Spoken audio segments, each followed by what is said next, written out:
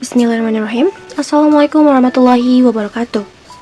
Hello everyone and welcome to my final presentations for my pragmatic class. First of all, let me introduce myself. Hello, my name is Wendraini and today I'll be presenting my final test assignment about violations of Maxim from podcasts. So here I am presenting Google Meet solo with a little help from some of my favorite characters as the viewers, and I'll be share screen my PowerPoint while I explain the material. So there is the share screen. I'm gonna sharing my data analysis from the podcast Bill Gates revealed I was wrong about success. For the first section, I'm gonna explain the background. There is the background about the reason why I chose this podcast and why there is violation of the maxim. I choose the podcast Bill Gates revealed I was wrong about success because it features honest and interesting conversation about life, family, and success from world-famous figures like Bill Gates. And the discussion between Bill Gates and Jay Shetty is full of real stories and personal reflections, making it a great example of natural communication. So I decided to analyze the podcast with Maxims because these principles can help us to understand how people share information, stay clear, and keep conversation relevant. By looking at where these maxims are followed or broken, we can learn more about how effective communication works in real life situation. For the next section is I'm gonna show you my data analysis from data 1 to 10. So for the first data is timestamped under 1 minute, which is 00.42. Bill Gates says algorithms reward outrageous things even if they are not at all factual. In this statement, Bill Gates makes a broad and factual claim about the behavior of algorithms on social media platforms, stating that they reward outrageous things even if they are not at all factual. However, in this conversation, he doesn't provide any supporting evidence, examples, or references to back up these assertions. So, I think this statement classifies as maxim of quality because Bill Gates' statement is presented as a factual observation about all the algorithms but without evidence, and it risks misleading for the listeners or overstating the certainty of his claim.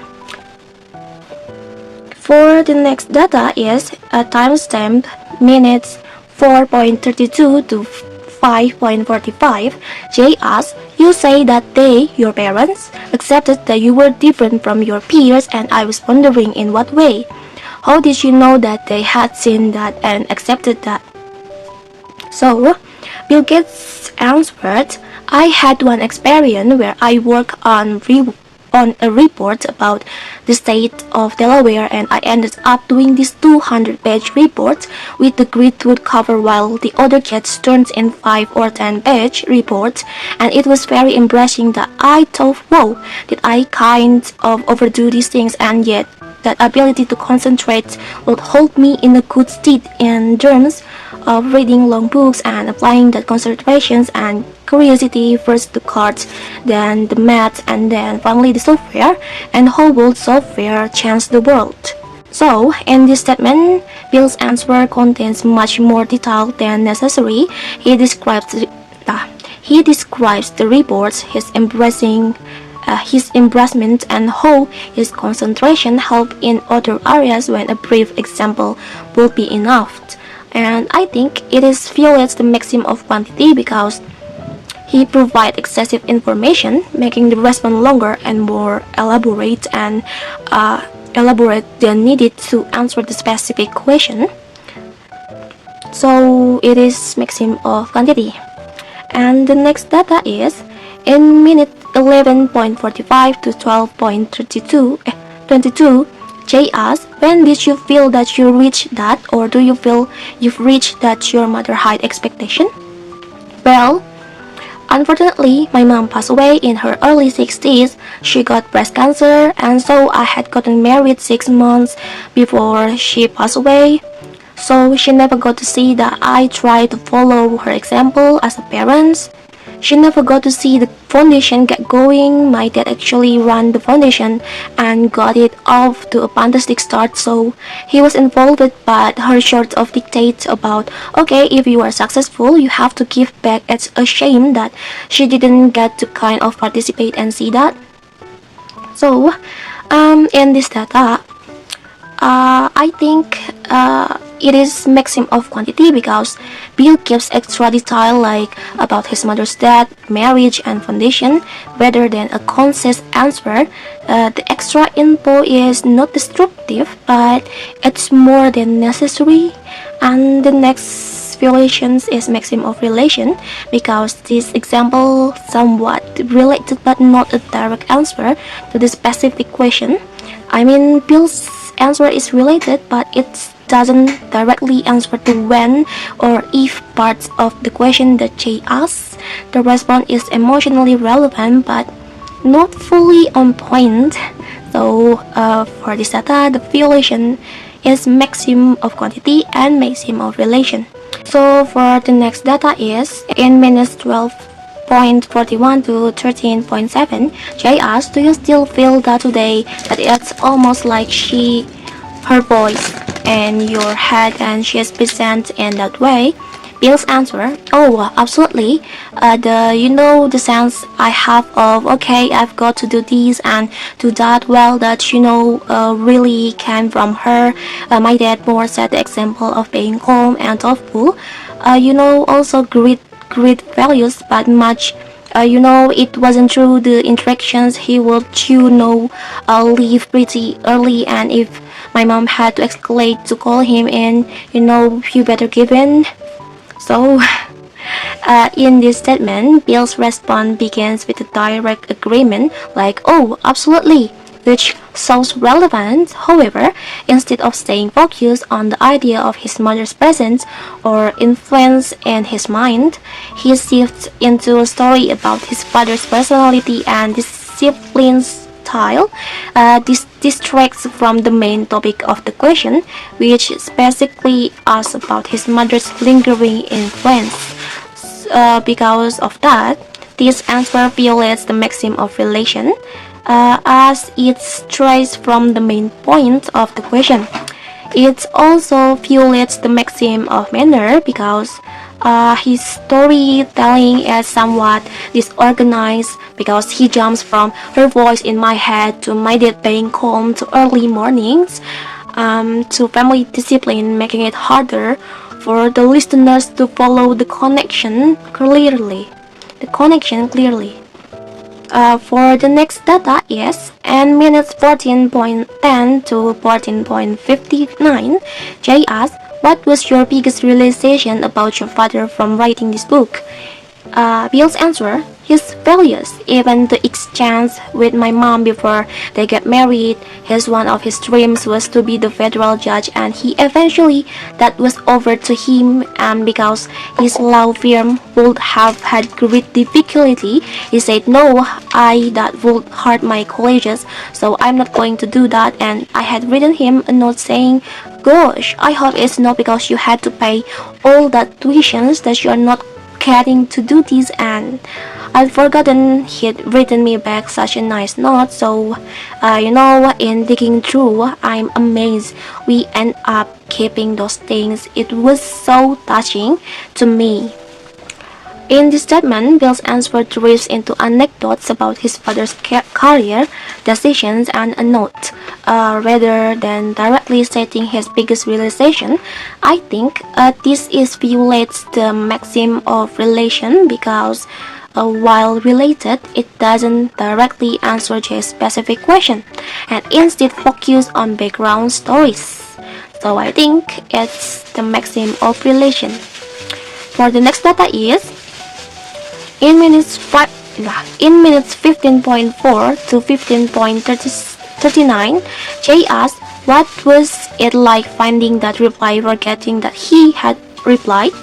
Bill's answer, no, well, certainly, it brings tears to my eyes because, he was incredible, and towards the end of his life, we did get a little more direct.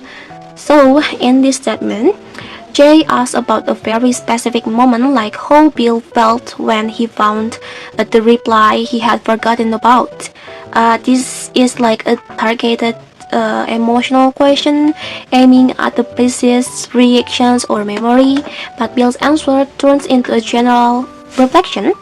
He talks about how incredible his dad was, then shifts to how they became more direct before his dad passed away. It is really emotional, yeah, but not a direct answer to the question. So I think it's also slight of the maxim of quantity, because it does show emotion like the tears, but it doesn't explain the moments in enough detail, like what was the reply, how did it feel reading it after forgetting it, any memory triggered, or anything else, because the tea is left unsipped. So yes, I think it's like violation of quantity. So the next data is in minutes 3.30 to 4.7, J asks, at the beginning did you over or underestimate yourself? Bill's answer, well, people, when they would hear us say a computer on every desk and in every home running Microsoft software, they were like, you kids are really out of it. So in this statement, Jay asks about Bill's personal self-perceptions, like did he think too little or too much of himself when he started out, but Bill dodged that and talks about what other people thought instead. That's not relevant to what Jay asked because he didn't answer the question directly. So I think this is a clear violation of maxim of relation, because he shifts the focus from internal reflection to external judgment, which ain't the same. So the next data is in minutes 8.15 to minutes 9.21, J asks, Dr. Grice also had these beautiful ways. He never barely told you, and I believe he used to mention to you, you are going to win. How did he do that?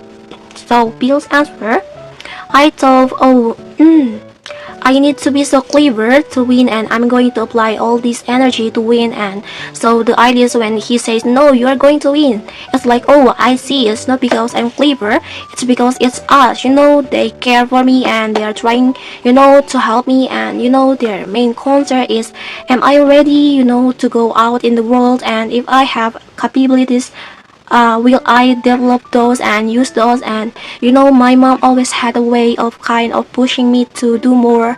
I said to her once, told me to go to the heart of school, and she said, no, I never actually say that. So in this statement, Bill's answer is rambling and jumps between ideas like his cleverness, support from others, and his mother's encouragement, and a school anecdote without a clear structure. And I think it violates the maxim of manner because it lacks clarity and order, making it hard for the listener to follow his main point about Dr. Crazy encourage him. So I think it's the maxim, the violation maxim of manner. And the next data is in minute 45.31 to 45.53, Jay asks, any advice or memorable moments from Steve Jobs that stayed with you? Bill's answer, we were both competitive. He was an orphan and I didn't have that. The explanation, I think, in this statement, it was violation from maxim of relation and maxim of quantity, because Jay's question is quite specific. He asked for a piece of advice or a memorable moment from Steve Jobs that left a lasting impression on Bill Gates, but Bill's answer in vague and off topic. Instead of sharing a specific story, advice, or moment, Bill talks generally about their competitive relationship and Steve's background as an urban, then contrasts it in his own life. He doesn't provide the requested advice or memorable moments. So I think it's the maximum of relevance because the answer not address the questions directly. It doesn't mention any advice or a specific moment, but rather shifts to general observations about their personalities and backgrounds. And I think it's also the violation maxim of quantity because the answer is also insufficient and detailed because J question invites a story of a meaningful reflection, but Bill's answer is too brief and lacks the substance needed to satisfy the listener's curiosity. And the last data is in minutes 47.12 in minutes 47.20 to 47.35, J asks, do competitors still talk and pick up the phone today? Bill's answer, I have good friendship with Jeff Bezos and Zuckerberg. Elon stands by himself, blah blah blah.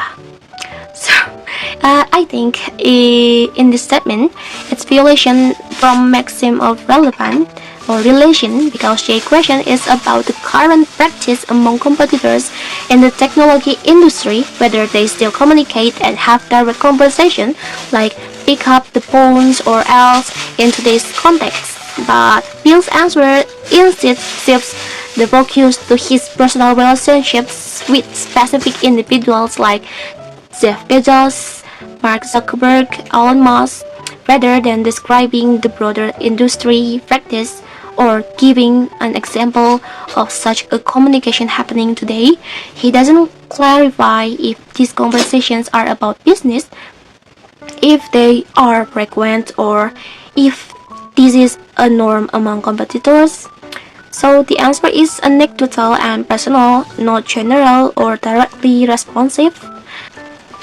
Maybe that's all the data that I can show you today. So I will show you the conclusion of this analysis podcast. So the conclusion is, after analyzing the podcast, Bill Gates revealed I was wrong about success. It becomes clear that even in a thoughtful and engaging conversation, speakers often do not strictly stick to the Grice conversational maxims. In this particular podcast, the most frequently violated maxim is the maxim of relation because there's many of Bill Gates' response tend to drift away from the main question or shifts the focus to somewhat unrelated personal stories, rather than directly addressing the interviewer's point. The second most frequent violation is maxim of quantity, as Gates occasionally provides either too much or too little information than what is required, which can make the answer feel either excessive or incomplete. By identifying this violation, we gain deeper insight into how real-life communication works, especially in unscripted personal interviews. It reminds us that effective conversations are not always about being concise or fully relevant. They are also about expressing emotion, building connections, and sharing experiences in a way that feels human. So, that's the end of my presentations. I hope the explanation has been clear and helpful in understanding how Grice maxim can be applied and also the violations looks like in real-life conversation, especially in the context of the podcast I analyzed. It's interesting to see how even intelligent, and experienced speakers like Bill Gates can unconsciously drift away from this maxim during a natural conversation. And also, I would like to apologize in advance if there are any unexpected background noises or distractions that were captured during the recording and may have disturbed your listening experience. Thank you for your patience and understanding. And lastly, I would like to say congratulations to Miss Fitri. May Miss Fitri and the baby always be in good health. May Allah ease their journey, grant them abundant blessing, protect them always, and fill their days with endless joy. Amin. Thank you so much for watching and for your attention. Wassalamualaikum warahmatullahi wabarakatuh.